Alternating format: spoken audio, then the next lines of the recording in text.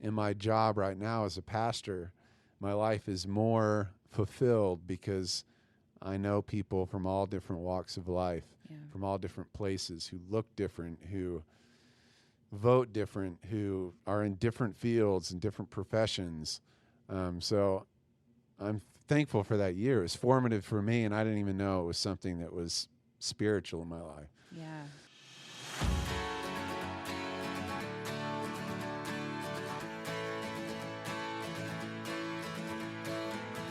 Hi, hello, and welcome to the Lives I've Lived podcast, where I, Megan Asa, chat with guests from all walks of life, uncovering the twists and turns that have brought them to where they are today. This is episode 8 with David Carey. David shares about his journey becoming a touring musician, how he became a pastor, and life after a horrible wreck that left him partially paralyzed. And at the very end, David shares about his ultimate goal in life.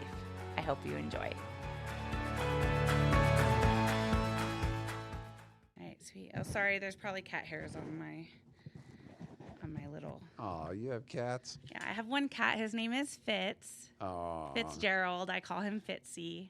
Oh. He's precious. We just got a new dog. She's awesome. Is she a what is she? Some sort of doodle? Boxer. Oh, that's way off. I was completely off track.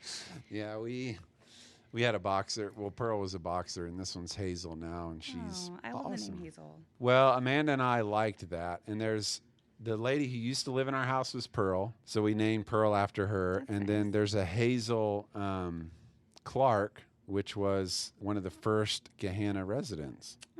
So we named Hazel kind of after Hazel Clark. But then her middle name's Judith after Judge Judy.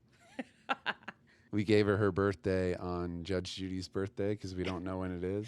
You don't know when? Oh, your dog's birthday. Yeah. But how do you know when Judge Judy's birthday is? I Googled it. Oh, you just, Yeah. That's hilarious. Well, David, thank you so much for meeting with me today. Typically, I bring everyone over to my living room, but today I get to come be in your super cool office. Oh. Love the vibes in here. Every time I'm in here, I'm like, oh, it's like the decor is so good. Oh, thanks. Yeah. I just moved in. It took me a while to get it all set.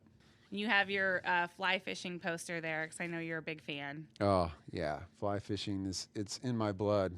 I forget what they say. They say all the poets fly fish, and the rest aren't poets. Well, there you go. Yeah. That's amazing. It truly is an art form. Where's the coolest location that you've gone fly fishing that you just looked around and was like, holy cow, what a life? The first time I went to Yellowstone, we were on the Lamar River and we hiked in. So it was like a 7-mile hike in. And That's a commitment. Yeah, it was. Yeah, and I was raised in the country, but we had never carried 60-pound packs around before. Oh my goodness. So we hiked in, and then the first day we caught over 75 trout because no one hikes in to fish in Yellowstone, or we'll go that far in. And so we hiked that far in, and there's this one little spot where you could see a huge mountain. There's a mountain goat up on top, a waterfall coming down, and it was just heavenly. I love that. Yeah. Especially because you don't see that around here. No. No. You like Columbus for a lot of things. The natural beauty is not one of them. No, I think anything East Coast is kind of, you go to the West Coast and it's times 10 East Coast. Yeah. Well, I'm a proud West Coast girly, so it's always in my heart. Oh, man. It is. That's God's country out there. So, Dave, can you give me a snapshot of what your life looks like today? Yeah, I'm been married for, it'll be 17 years in June. I have 3 kids, and I'm currently a pastor at Life Vineyard Church in Columbus, Ohio. So that's the snapshot. I'm an Indiana boy who made it back to the Midwest. Yeah. I lived in Virginia. I went to Bible school there, and then I moved back here kind of on a whim with a guy, but now I'm living here, and yeah, I love it. I love the Midwest. It's in my blood. Oh. If you were to look back on your life so far, how many lives do you feel like you've lived? Yeah, I originally when we had talked about this, I kind of feel like my life has just been one continuation. And I phrased it to you as I feel like it's stanzas. Yeah. So it's not like there was one life and then I died and came on to a new life and a new beginning. I feel like it's just been stanzas because everything in my life prior has built on what was to come or was useful in what was to come and gave me perspective in that. So I would say there's probably 3 big stanzas of my life, or in musical terms, movements. Yeah. But yeah, there's been 3 big ones in my life. I love that. I love the visual of seeing your life as stanzas. Yeah. Or movements. I think that's really beautiful. Yeah, so when I was young, I accepted Jesus into my life, which as a Christian, that's the moment when we would say that's when there's a term in Christianity called salvation, and that's when we become saved. So when I was young, I was really kind of passionate. I would go out and like evangelize to my neighborhood and tell them all about Jesus with a hat on that I thought made me look like Moses. My dad had went away to like Arizona, and he brought back one of those hats that has a flap that covers your neck. Oh, yeah. And I thought, if Moses was in the desert, I'm sure he wouldn't want his neck to get burnt. Yeah. So he had one of these hats on. That makes total sense. Yeah. So I would put that hat on, and I think I had some form of staff, and oh my gosh. I would go out into the neighborhood and Unreal. I'd invite people to Awanas. Bless your little heart. Yeah. And then, God wasn't a huge priority in my life for a period of time. Then I went into high school and was a musician, started playing guitar, was in bands in high school, and God just wasn't a priority. Other things became a priority to me. And there was a big moment in my life where I was with the friends that I was at. We were kind of the guys that could go to parties and not party, like partake in the drinking and drugs and the things that go on at parties, And that only works so long when that's the crowd you're hanging out with. Yeah. So we all of us pretty quickly got sucked into that culture. And, I had one night with all of my friends where it was one of those nights where I said, God, if you get me out of this, I'm going to serve you with my life. Like, I basically was throwing up so much, was laying on my back. Like, is this what death feels like? Because it felt like complete death. I couldn't get up without throwing up, and I made one of those empty promises that you do to God. Yeah. God, if you get in me the moment of your turmoil. Yeah, like I just want relief. Yeah. I don't really want you, God. So God took me up on that offer, and I thought I was going to get away with it. And it was a bunch of buddies, and all their parents went to our church, and I flippantly kind of told it to one of my other buddies who wasn't there. And he said, man, this is serious. Like, you're getting sucked into this culture. Like, I'm kind of worried about you. And he went and told my youth pastor. My youth pastor, of course, told my parents. And it actually was grace for me. I was mad at the time, mad at him, mad at my youth pastor. Or like ratting you out. Yeah. Yeah. Like, dude, I told you this in confidence. But I really, that was a line in the sand for me. I don't remember who said it, but someone said, like, if you continue down this path, it's not going to be good for you. And that rang in my heart. Like, I know that I don't want to do this. Like, I don't want to go down this path. I don't want to be that guy. And that day I realized, where I'm sitting with 2 of my best friends who we have been friends since we were 6, like, I'm not going to be able to hang out with these guys anymore. So my senior year of high school, I lost all of my friends, and I was basically alone my senior year of high school. That's tough. But it was great. Like, I sat in my room. I would come home from school, and I would play guitar for 6 hours at night. And I was friends with everyone. And I could be friends with everyone. So it wasn't like my buddies and everyone else. Yeah. And I was now friends with all the people, which was really cool. I think it's given me good perspective in my life right now. Like, it's important to have that view and not be siloed within a group of people and say, these are my people, I'm sticking with them. In my job right now as a pastor, my life is more fulfilled because I know people from all different walks of life, from all different places, who look different, who vote different, who are in different fields and different professions. So I'm thankful for that year. It was formative for me, and I didn't even know it was something that was spiritual in my life. Yeah. So then I was going away to college, and I really knew I wanted to do music. I remember I had picked up guitar later on in life, 13, and it was like an infection. I had to play this thing. Yeah. I had to do it, and so I played all the time. And I was going away to school, and there was one school specifically I really wanted to go to. It was going to cost a lot of money, and I didn't want to stay at the community school in Terre Haute, Indiana. But that was my fallback. Like, I'll go to ISU. Our joke was, if you couldn't make it into any other school, you go to ISU. And it was, I screwed up. ISU. Sorry, all those people who go to ISU. Yeah, I mean, Larry Bird went there and did great. He did not. Hey, there you go.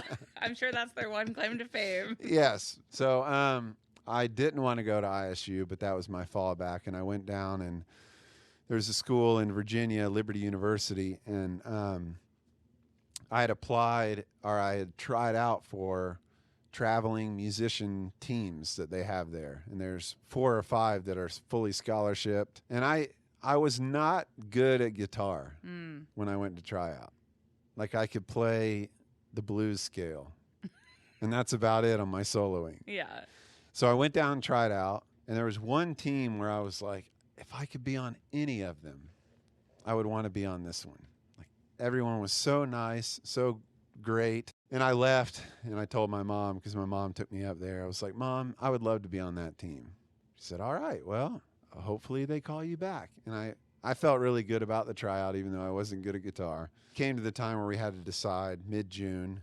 Liberty had not called me yet. Like, all right, well, I guess I'm going to ISU. Then Liberty calls. The other 2 teams I had tried out for called and said, nope, we don't have a position here. And I'm waiting for this 3rd team, the one that I wanted to be on. The lady, Bonnie, calls and says, sorry, David, we really liked you. There's a lot of potential there, but you didn't make it.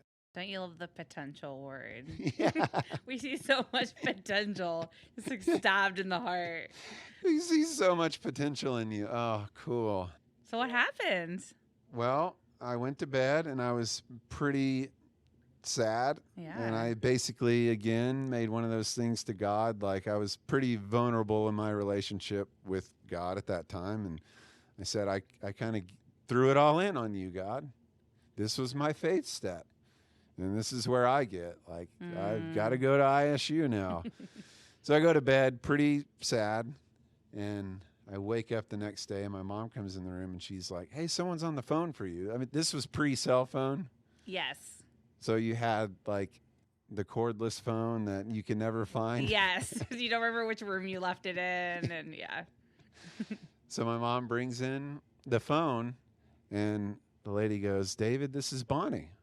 I'm like, oh, hi, Bonnie. And she said, I know I called and told you that you didn't make the team, but one of the other guys we found out already had a scholarship, and so we have a whole nother scholarship available. Oh, wow. We're just going to have 2 guitarists on the team if you want to come down and be a part of it. So I was on a scholarship team at Liberty, which was 3 weekends out of the month. We traveled around to churches and played music, led worship, which is just playing music in a church and people sing along with it. Did you guys do that like locally, or did you with that group get to travel like out of state? We went all over. So Light Ministries was the missions arm of Liberty. And our whole goal was to go into churches and kind of encourage them to get involved with missions, to get to know who their missionaries were. And that was our whole push. We So we traveled all over America.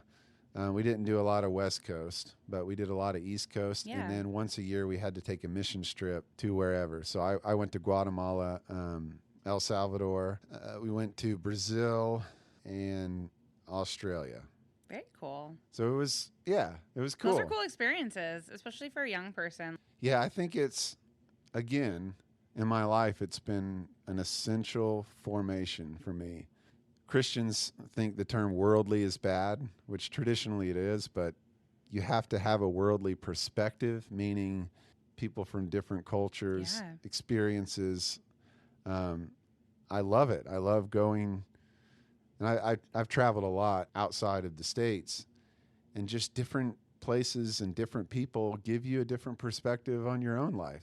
Yeah. I mean, I'm an Indiana boy who was raised in the country of Terre Haute, worked on a cow farm, drove a tractor. That's amazing. You need perspective. Yeah. So when you're in Brazil and you're meeting people who have different food and different thoughts on life and different economy, it's good for you. It's good for you to get outside of yourself and see others. So, yeah, I'm very thankful for those experiences in my life where I've gotten to see a bigger picture of the world. So you're at the school, you're getting these opportunities to travel globally. You're playing guitar, hopefully getting better from what you said at the beginning. Way better, because the team that I was on, we had something that was called like music camp. And we would come in 3 weeks before all the students arrived, and we would learn 35 songs by ear. That's a lot. Yeah, it was a lot. So I'm sitting there with musicians who were grade A. Yeah. I mean, the best of the best. They're getting full rides to play in these bands, and they're mentoring me. What a cool opportunity. Yeah. So they're really helping me with my ear skills, with my how to read music skills, and we just be in a room for 8 hours a day for 3 weeks playing music. And then we practiced 3 nights out of the week in this band. So we do usually 2-hour practices. So it's just I'm playing guitar all the time. Yeah. Even as a musician now, I've been doing it a long time. Like I see the younger guys who are coming up to play. Mm-hmm. I think I want to give them an opportunity because I don't want to always play with people on my level. They need to be invited in because guys did that for me. They invited me in and allowed me to learn and make a lot of mistakes and not play the right parts. So, yeah, that was a great experience. That's really cool. So you took all of that knowledge and experience, and skipping ahead a little bit, you ended up being in a touring band. You were a touring musician who traveled internationally. Yeah. So I met a guy at Liberty. We had a relationship, but not really. I didn't know him that well. And he came up to me, and I knew he was a musician. We had played music together. And he said, hey, I won this Battle of the Bands thing, and we've got a multi-platinum producer that wants to produce some of my songs. So cool. But my band... Really quickly, do they still do like Battle of the Band stuff, or is that like a thing that happened in the heyday and now it's just like non-existent? They need to bring it back. Battle of the Bands are so fun. I think they need to bring it back. If it's not, I haven't heard it in a while, but I hope they still do it. Yeah, I mean, we just watched School of Rock the other day. Yeah, and at the end where I want to attend one of those things. You know what I mean? I do too. Yeah. One of my favorite movies, sorry, I'm totally derailing this. One of my favorite movies is That Thing You Do. Oh, yeah. And they get discovered at like a Battle of the Bands thing. It's just like the Oneaters. Golden. Yes, the Oneaters. Oh, so good. Okay. So anyway, your buddy does a Battle of the Bands. They love him. And now there's like a producer who wants to make music with him. Yeah, producer. He won recording time with this guy. So cool. His name's Armin Petrie. He was up in Buffalo, New York. And so Travis said, hey, I know that you play guitar, and I know that you're good. I don't have a band right now. Would you like to go up and record with me? And I'm in this season where I'm saying yes to everything because I felt like I needed to. So I said, yeah. We went up and we recorded in the dead of winter. And this guy's done Sixpence None the Richer. He was the one responsible for Kiss Me, like that. Whoa. He did the whole version of that Squint Records ended up recording. Then he sued Squint Records because they used his recording in his arrangement. So he did that. The Goo Goo Dolls was his big discovery. Wow. He was the reason why Johnny Resnick sang lead in the later Goo Goo Dolls songs. Wow. He was Johnny Resnick's best man in his wedding. So the guy was just a beast. And I had never worked with someone who was that good. I had recorded before. Yeah. But Armin was type A good. Yeah. Like you'd go in and he knew. Class act professional. Yeah. Recorded these 3 songs with this guy. And on the way home, it went so well that we thought, maybe we should start a band. So we started a band. We named it Station 2 because our whole idea was back in the day, looping wasn't a thing. It was starting to be a thing. Yeah. Where you record a phrase on a guitar and then you re-record over top of it and then re-record. And there were a couple of guys who were doing that back in the day, but it wasn't like the Ed Sheeran today. Yeah. Our idea was we're going to be 2 of us. We're going to use loop stations and we're going to record everything live. So it'll be an experience for the fans and for us. Yeah. So in theory, that sounded great. It's really hard to execute that. I mean, we weren't pressing play on a computer. We were recording everything live in front of everyone. Yeah. So our first show was the worst show we ever had. It was awful. Everything went wrong. Oh, no. And there was like 40 youth group kids there. And then our next show was Liberty's Battle of the Bands. All right. So there's like, again, Battle of the Bands. There's over 30 bands that had entered into this, and we ended up winning Liberty's Battle of the Bands. Oh, my gosh. So it went from worst show ever, practice for 2 weeks, won Liberty's Battle of the Bands. Wow.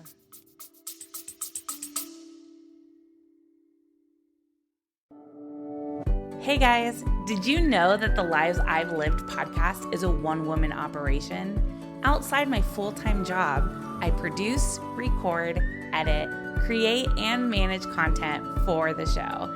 It is a lot of fun, but it also takes a lot of time. So, if you have been enjoying the podcast and are looking for a way to support it, look no further. You can keep my creativity flowing in caffeine with one easy click. Down in the show notes, click support the show. This takes you to a page where you can easily gift me a latte. Above all else, it means so much knowing that you are all listening to this passion project. So thank you. I can't wait to keep sharing even more content. I hope you stay tuned as we continue building a community and sharing stories from the lives we've lived.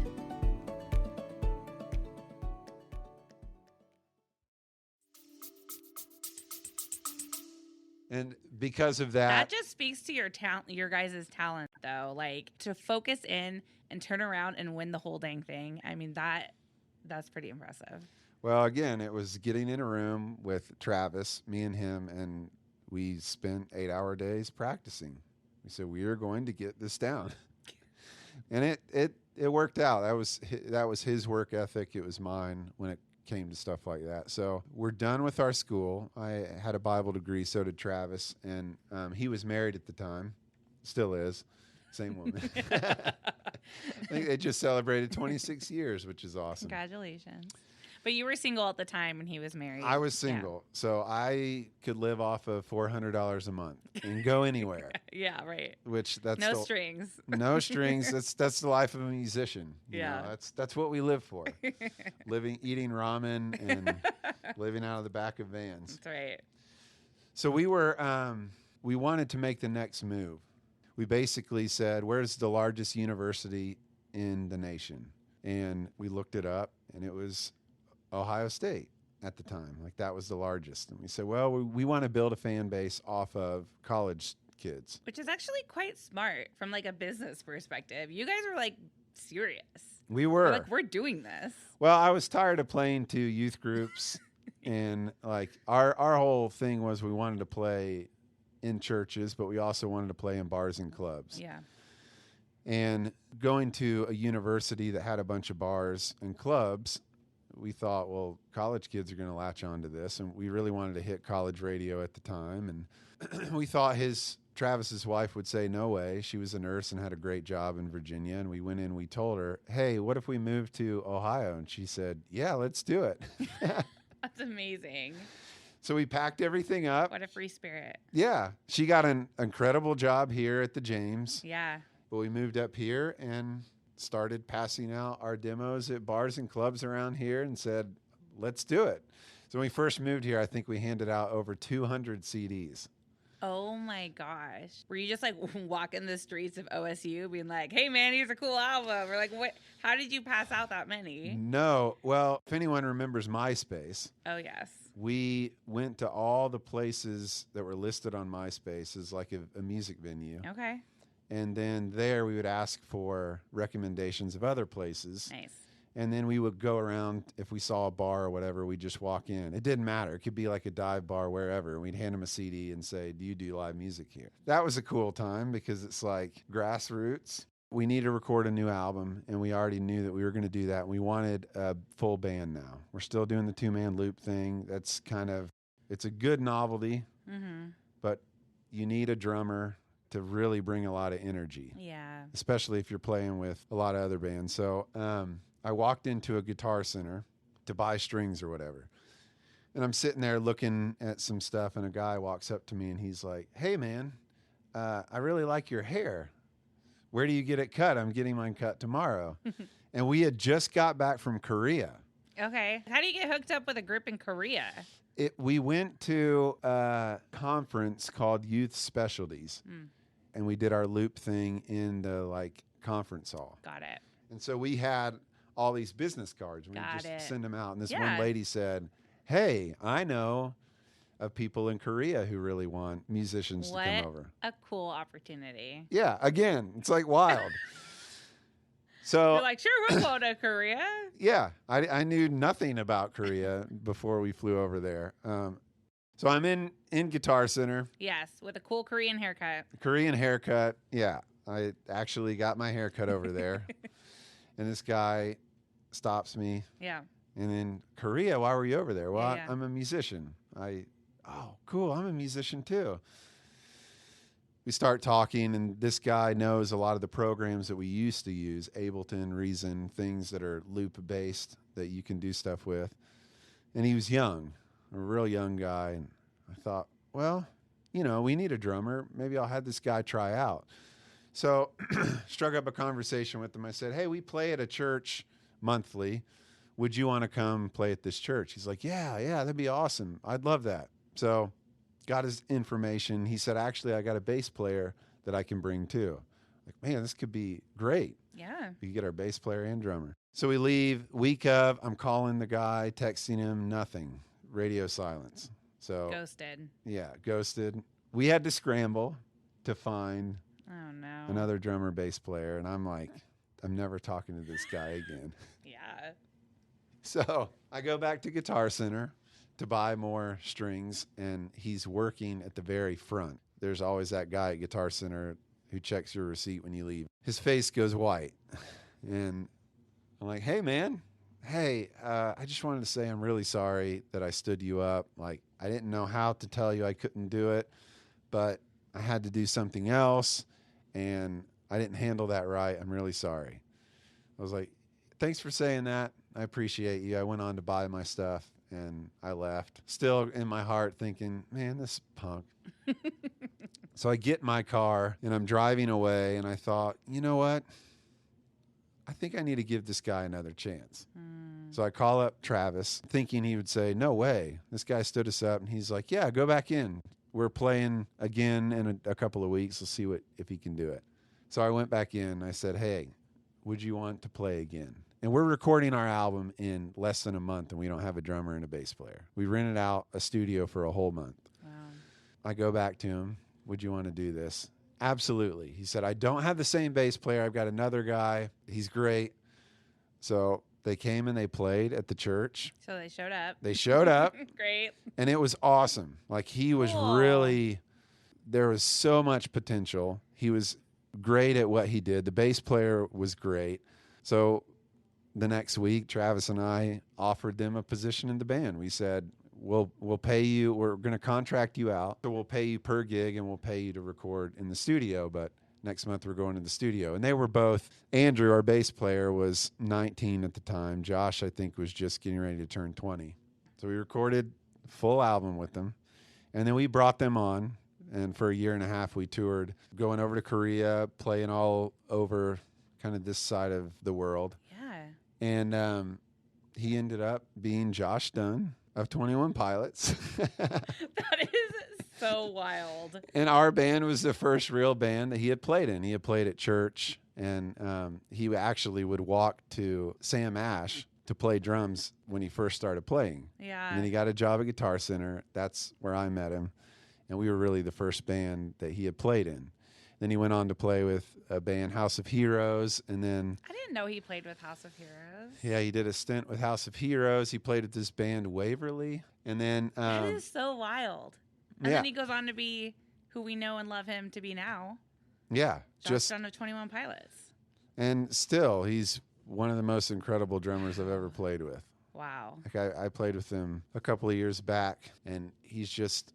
There's no one hits the drums like Josh. That's incredible. That's hard to quantify, like the way people hit a drum. Yeah.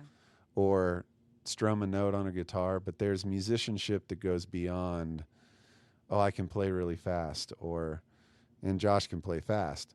But the way that he hits is just, no one else hits like him. It's magic. I play with a lot of drummers. Yeah. And then the other guy who was playing bass, he's still in my life now, and his name's Andrew Lee. And again, the musicianship of this guy. Yeah. Like I've seen him as a 19-year-old who was really green and really fresh on playing, and now he is just a seasoned musician, one of the best bass players in Columbus, Ohio. So that's incredible. Yeah. How fun. So how long did you guys tour together? We, as a band with Andrew and Josh, 2.5 years. So we recorded that album, and we toured a lot on that. I got married after that album, and the first year of my marriage, I was away for 5 months of it. So I'm sure Amanda didn't love that. Yeah, and she was at a job that she did not like. Oh. But you know, the band was having upward trajectory. We were getting better shows. We were getting paid more, getting more recognition. More labels were talking to us and wanted to sign or do whatever, because we were all independent up until this point. Yeah. Which is nice. It was really nice being independent. But yeah.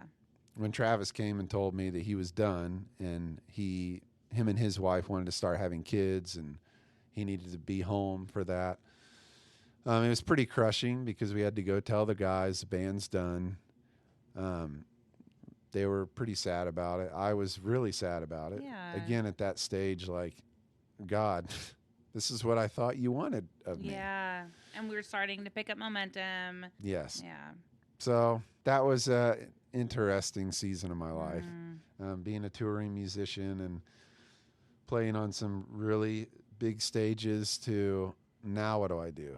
And so I had applied all over Columbus and ended up getting a job at Starbucks and working 5:30 to 2 and not knowing what I was going to do. Yeah. Like, I want to do music. Tough. Yeah. When I worked at Starbucks, I wasn't yet a pastor. I was going to church, but there was a guy named Tom there, and he was a homosexual man, and him and I wanted to have real conversations with him. And he would always engage with me. He was raised with faith, and he would always engage. And I'd say, Tom, how's the church doing with your community? Like, how do you feel? Yeah. Would you walk into a church? And he's like, David, to be honest with you, I would. He said, I feel like a lot of my hang up has been on my end. Like, I've thought these people aren't going to accept me. They aren't going to see me. They aren't going to love me. And no one has really been a voice to say, no, he actually will. Yeah. Like, you have a place to worship. You have a place to hear from God.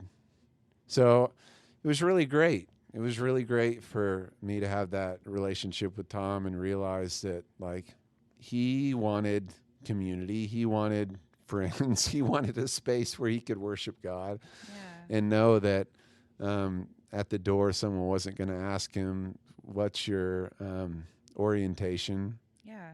When we first moved here, and Travis and I handed out our CDs, one of the most consistent clubs that booked us and that paid us was Club Diversity here in Columbus, Ohio. And it's primarily a gay club. And, you know, being from Indiana, going to Bible school, like, I was raised Baptist, going into a gay club, playing rock music was that was a big stretch for me. Yeah. Yep. Because there's this separation, and a lot of times. Did your parents, like, one, did they know you were doing that? And two, did they, like, frown upon it? Or they like, we don't want you doing that? My dad didn't like me playing in bars and clubs, period. He was kind of like, I don't understand this. And then they came out to one of our shows, and there was 4 guys who came up to us afterwards who were actually Jehovah's Witness and wanted to meet with us and talk to us about faith. Interesting. And my dad was like, wow, I see. You're going into places where there's a need. We would find that. We go into bars and clubs, and we'd be sitting there at the bar, and someone would come up and say, like, my life's a mess. Like, can you help me? Wow. And so anyway, we ended up playing at Club Diversity. Yeah. And I tell you what, we walked into this club and we found friends and community and people who were hungry for spirituality and hungry for connection. And it was just a really nice time for me. Again, great perspective. Yeah. Getting out of my world and talking to people who are in a different space. Yeah. Having friends there. Yeah. Like, people who I would genuinely say were my friend, and having great conversations with them about God. I remember one of the guys came up to us after one of our shows, and we had run out of songs. We played for like 2 hours and we were done. And they were yelling encore. Oh. So us being a bunch of Christian guys, we're like, let's play a worship song. So we played a worship song, and the whole place was jumping up and down. Right? We're leading worship in a gay club. These guys are jumping up and down, but we had a guy who came up to us afterwards, and he's like, man, you guys are Christians. Like, my whole life I've just been told that I'm going to hell because I'm gay. And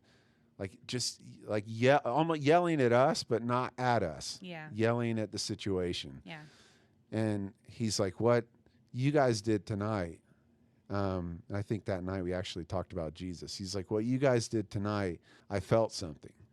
It's like, I actually felt something. We're like, well, that's the Spirit of God. What we would call in Christianity the Spirit moving in you. And just to get that perspective of that there is a harvest outside of the church, and we don't have to always bring them into our 4 walls. We can go, and as creatives in our respective spaces, we can be excellent at what we do, and it actually draws people in and gives us an avenue to talk to them, to be open, to be honest with them, for them to be honest with us. So again, I think that's just a unique way to see the world.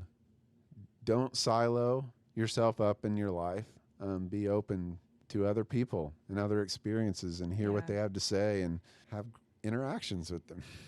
Yeah, I love that so much. I think that's something for me personally that, like, when I went to Alaska when I was 21, that was really the first time I got out of my, I don't know, maybe I was in a bubble, but like my circle, you know, and met so many different types of people who saw the world very differently than me. And it was such a beautiful experience. And it was such a defining moment in my life where some of these conversations I'd have with people, it would confirm the beliefs that I had before I showed up. Yeah. And then some of the conversations I would have with people, it would shift my perspective to something new than before I came. And both were good. Yep. And it was just such a cool experience. And I think that story that you shared is really beautiful. People are people, and we're here to love them. Yeah. Yep. And that's the heart of God. It's the heart of Jesus. And I'm a better pastor when I'm in a lot of different spaces and where I'm not just siloed in the church. So, took a period where I didn't play for the church for a while just because Amanda and I were looking for a church at that time. And I didn't want to immediately go in and start playing because I had been playing in church since I picked up a guitar when I was 13. So it's kind of nice to have a break there. Like I just want to be for a while and not have to be on and play. And so we ended up finding the church we're at now through a random series of events. We had played at a venue, and there was a guy there who ran our sound, and I ran into him in a coffee shop, and he was talking to the pastor of the church we're at now. And I loved this guy. Everything he said, I was like, oh, man, I would go to his church. Kind of forgot about it. And then we moved into Gahanna, and the church happened to meet walking distance from the new house that we bought. That's so cool. So I said, let's try this out. We went to that church, loved it, Amanda and I both. And there was no requirement on me. Yeah. No one was saying, like, we want you to play this week. Mm-hmm. It was the opportunity. I took about 6 months off and then got involved, and that's when Simon, who was the lead pastor with his wife Mel, asked me if I would come on and be a pastor, which is something that my dad is a pastor. He's been in the ministry for over 40 years, and I didn't want to do that. Mm-hmm. People are mean and very mean to pastors. So I did not. I had always said, I'll be the best congregant ever. I'll play, I'll serve, I'll be faithful, but I don't want to be a pastor. Yeah. I want to be a musician. Yeah. Thrown everything in my life to being a musician. But Simon kept on asking, and finally, I don't know why, but I said yes to being a pastor here. So I came on and was a pastor, still am, at Life, and I did all the music. So I was called the creative pastor. Mm-hmm. And I oversaw creatives, which our church has a lot of creatives. Yes. And they're not just like the creative that did art in 6th grade. They're the creatives that have art in galleries and touring musicians and our high-level production people. So, and I didn't really touch on this at the beginning when I was introducing you, but I go to Life as well. I attend this church, and I could tell there was this like group of creatives. Being someone who is in the industry, being surrounded by people that I could identify with and like a belief I could identify with, and as well as being like a professional in the industry, those are usually two very separate worlds for me. So that was something that was like really attractive for me coming here and being like, wow, there's these people who like believe in God and they are really passionate about that and their relationship with God. But also they're like legitimately talented in such a cool way and are doing such cool things like in and around the community. Well, and we had talked about this, but I feel like being a creative, the church, and I don't want to make generalizations. The churches that I had been in didn't do very well with creatives. They don't know what to do with us because we are a little enigmatic. We like to challenge things. Yeah. We like things done at a high level, especially if it's a field that we're in. And that's sometimes hard in churches because they say, cool, you're really good at this. Yeah. I'm just going to burn you out. Right. You do graphics? Can you do our graphics for the next 25 years? Yeah. They a lot of times will use creatives in that way because there's a huge need. And what I had experienced and had heard from other high-level creatives or people who had done that professionally is that it kind of stopped there and their own heart wasn't looked after. When I came here, I said, we're going to value people more for who they are than what they do, which a lot of times for creatives, what you do is tied into who you are. And that's not bad, but we still need to know who you are. Yeah. So, and that your worth is you are worthy no matter what you can or cannot do. Right. Yeah. We try to be very intentional with our creatives here. If I can encourage a creative to do something that they're excellent at, we have a lady who's a potter. She went to school here for pottery. So we take communion every week, which is where there's like juice and bread. It's a communal aspect of Christianity where we recognize what Jesus did for us. So I have asked her, I was like, I want to commission you to make the bowls and the plates that hold this stuff. I love that. Because it's way cooler than going and buying something from IKEA. Yeah. Like, you made this. So stuff like that, I always look for an opportunity to encourage our creatives. We have one guy who roasts coffee here, and I saw his first time he ever roasted with a popcorn popper.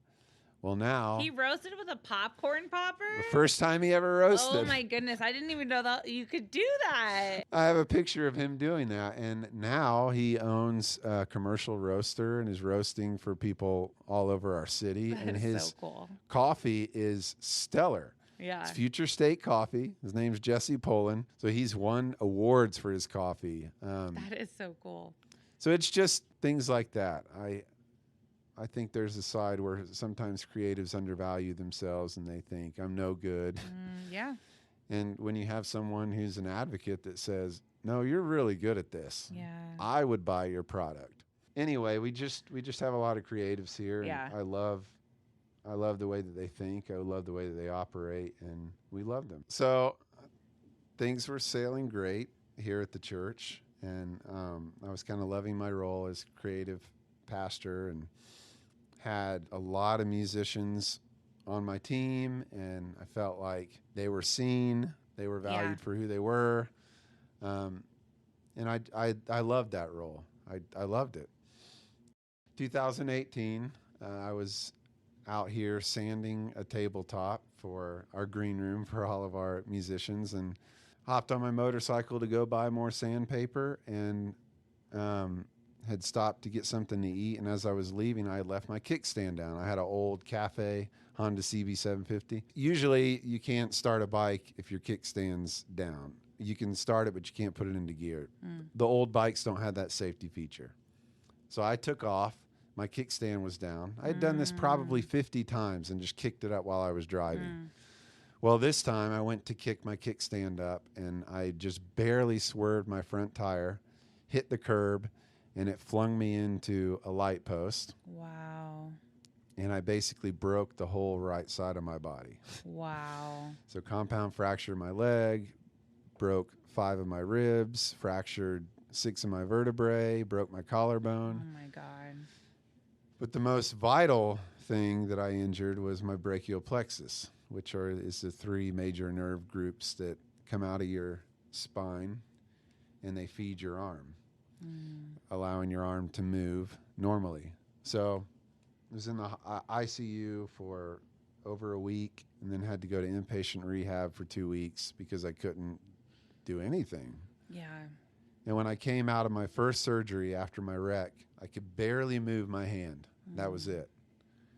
Like, why can't I move my arm? Wow. My doctor told me, well, you injure your brachial plexus. Wow. And we don't know how extensive this damage is. It may come back. It may not. So that's not good news for a guitar player. No. Or a fly fisherman. Or someone who likes... Or anyone, really. Or someone who likes to use their dominant arm, because it was my right arm that was injured. Wow. That was my dominant arm. So my wife and I, we had, I think our daughter was 9 months at the time, and then my son was almost two. Wow. And then there was me in a wheelchair and couldn't move my arm, and like here at the church, couldn't play. Yeah. And I was a musician, scheduling everyone for Sundays. I couldn't play. I operate or function in the church for 3 solid months. Yeah. So I wrestled a lot with, what is my identity if I can't do anything? Yeah.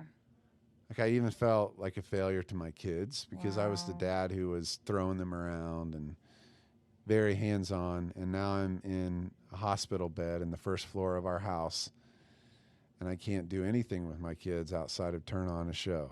Yeah. And that's very debilitating. I can't wash dishes. Can't help my wife out. Yeah. I'm actually a liability to her because she's got to help me do everything. It's very sad. That's my wife. She's a rock star, and to be able for her to handle all of this, she was just amazing, but also very hard and crushing for her. Yeah. So we like, what are we going to do? We got to fix this arm. Luck so had it, or God so had it, that there was a brachial plexus specialist here in Columbus. There's only 5 in the nation, and there was 1 here. So we went to go see him, and he's like, well, we can do a graft. We can get some movement back on your arm, because my arm I couldn't lift it against gravity. I could only move my hand. We were 1 week out from the graft surgery, which was an 18-hour surgery. Wow. We go to Dr. Farhadi, and any new movements, David, in your arm?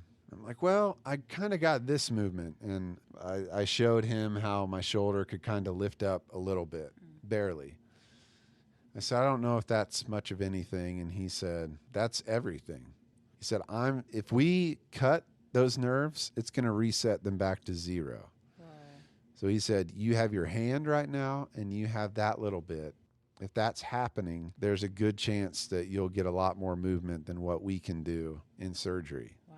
My wife and I are stunned. Yes. We didn't know what to say, and he's like, guys, this is really good news. Yeah. He said, because it's 75% chance that after years you're going to get movement back from our graft. He said, wow. you're getting it right now. So I truly believe that was part of God healing me. Like, that was God saying, I'm not done with you. And in the midst of this, I'm wanting to sell all my guitars. Sure. Like, I'll never play again. Yeah. Why would I own $1,000 guitars when I'm not going to play again? It's foolish. And I felt like I needed to buy the most expensive guitar that I ever bought in my life. Like, I can't even play the thing. This is stupid. So Wait, so like in the midst, like post-injury, you're unable to use your arm, and then you bought a guitar? It was that December. I had messed around with like slinging my arm up and barely strumming with my thumb because I had movement in my hand on a guitar. Mm-hmm. And it was just frustrating, and I couldn't really do it. And every time I did it, it just made me depressed because I remembered how good I used to be. Yeah. And I felt like, no, I need to buy this guitar. It was like a dream guitar. Oh my gosh. So I thought, I'm going to buy it. I don't know why. I felt stupid even buying the thing. And I bought this guitar, and it came at Christmas, and it was awesome. And I couldn't play it. Oh my gosh. I mean, my left hand, so I fret with my left hand. Mm-hmm. And that's the majority of what you need to play. But strumming is very important too. So we're driving back from Indiana because that's where we did Christmas and where I got the guitar. And my buddy calls me and he said, hey, I wanted to give you a gift. This is a guy who's never given me a gift in my life. He's never bought me anything. I'm like, oh, cool, great. He goes, I just really appreciate you as a friend.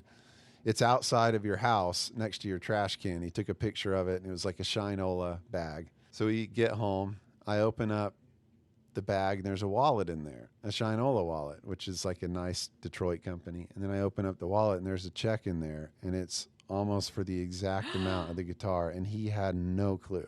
Oh, my gosh. No clue that I bought a guitar. No clue. The check was almost for and this was a very expensive guitar. Oh, my gosh. So I felt like God was saying, you know what? You're going to play again. Wow. I'm not done with that side of you. It's not over. And it was a big faith thing for me. Wow. To be holding a guitar that I felt stupid buying, but knowing that God had said no. So now I mean, I probably play music more than I ever have. I'm in a band that we play around to bars and clubs here called Fashion Week. It's like a 90s rock band. They're super fun. Go check them out if you're in Columbus.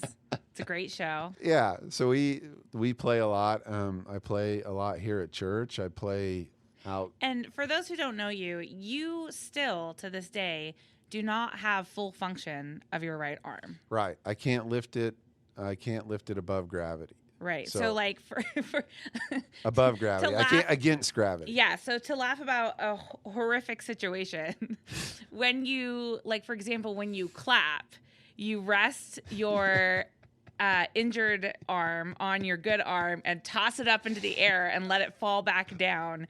And that is how you clap. Yeah, I play that prank with like new visitors at our church. Is everyone shakes righty, and so I'll like fling my right arm over and try to grab their hand. I've only done that once, but it was funny when I did it. Oh my gosh, they probably were mortified.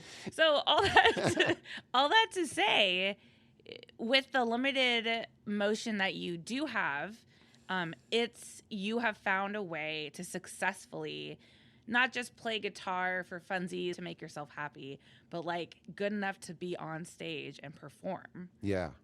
That's incredible. Yeah. You just have to reinvent the wheel sometimes. And I have my strap. I put my strap all the way down to where I don't have to bend my arm. And I use a thumb pick and I strum with my thumb primarily. Yeah. So it's a different way of playing, but I think I play cleaner and more precise now. I am at the point where it's not a frustration, where I think, oh, I can still do this. So a lot of hard work and a lot of pushing through and a lot of being frustrated and thinking I used to be way better. Well, yeah. So I wanted to ask you about that. Like, in the midst of that season of like, you were a touring musician, you had these dreams of what your future would look like. And then this horrible accident happens.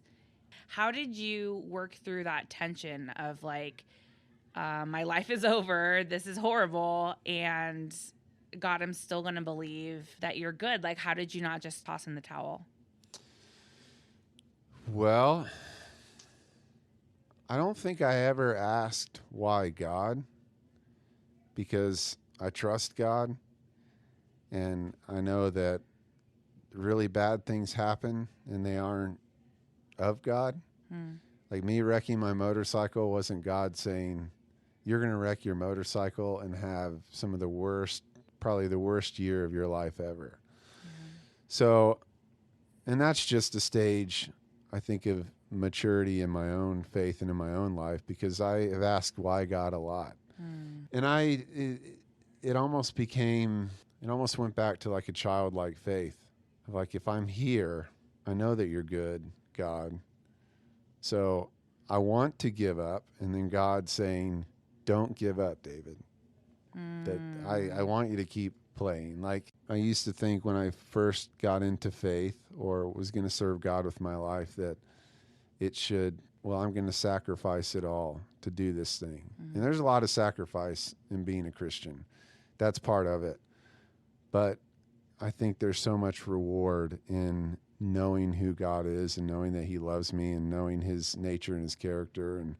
And just even in my wreck, knowing that I was still alive, my wife still loved me, my kids.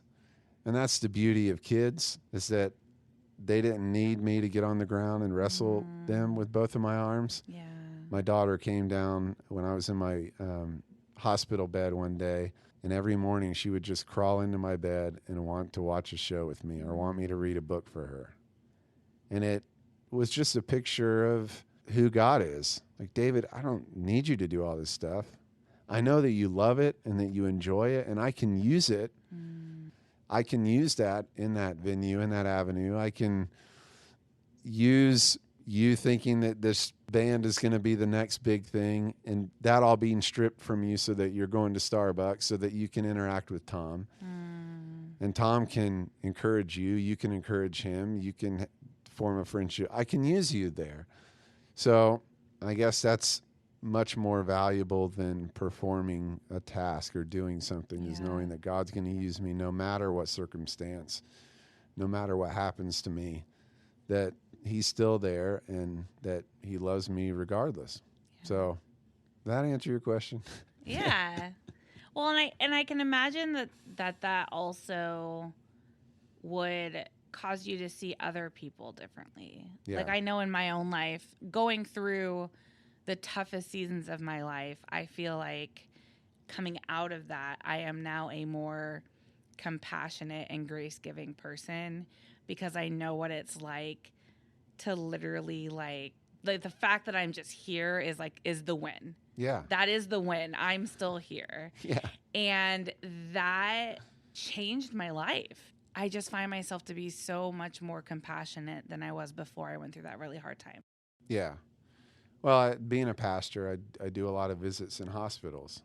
I'm the hospital pastor, and I don't love a hospital. Sure, who does? It reminds me of a terrible time. Yeah, a very terrible time. But when I walk into the room of someone who's sitting in a hospital really scared, nothing that I say is empty because I've been there. I understand. I can sympathize with what that person has gone through. I mean, I've been poked, prodded, taken almost everything. Like I've been there with them, and I think that's important.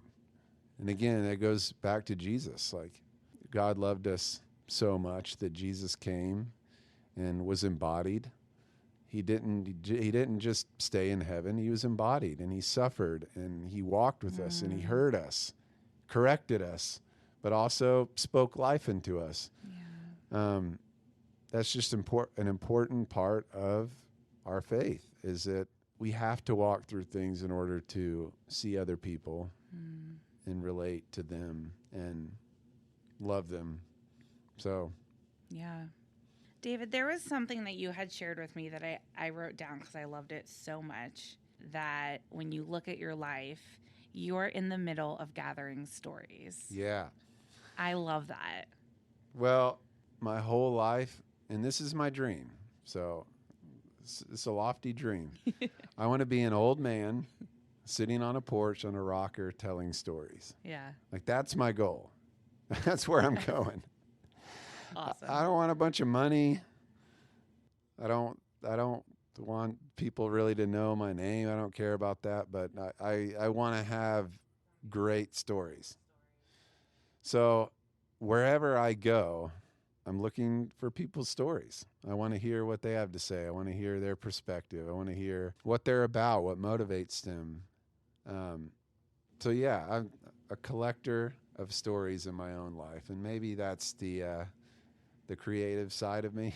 Yeah. But I've lived my life like that my whole life, from when I was a young 6-year-old putting on my Moses hat and going door to door and meeting kids and inviting them to Awanas, to now going to the same pizza place every week and talking to the same guys and asking them how they're doing and what's going on in their lives. And stories are important to me. And I feel like I get that perspective because I don't keep my face down to the ground.